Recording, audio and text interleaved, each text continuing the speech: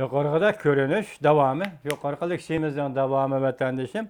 Bu xil görünüş Cungu dairələrinin diplomatiya tarixida az görülgen gayri bir ahval deb qaraldı.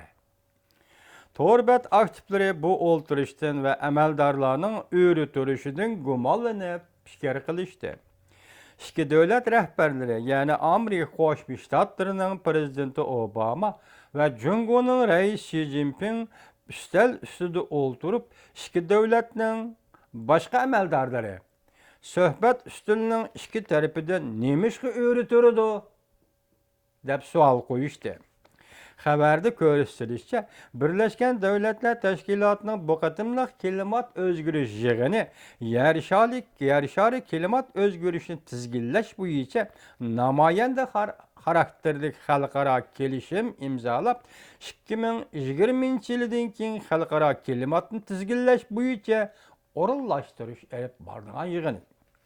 Prezident Obama bilen Cungu'nun reis Xi Jinping görüşkende iki devlet hemkarlığı iktisat, klimat özgürlüğü, Cungu-Tayvan münasebeti, torbet bir xatarlığı cihetlerde fikir almıştı. Lekin görünüş yok kurkadak buldu.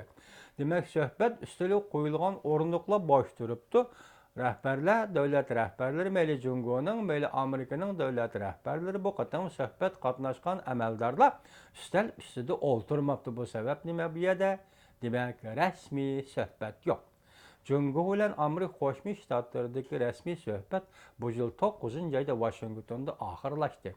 Demək, Cungu ilə Amerika Qoşmuş Ştatları və Cungu oturuşu, yani bunun ilkin söhbətlə buluşu qaçan? Böyle bir neme degilib olmaydı.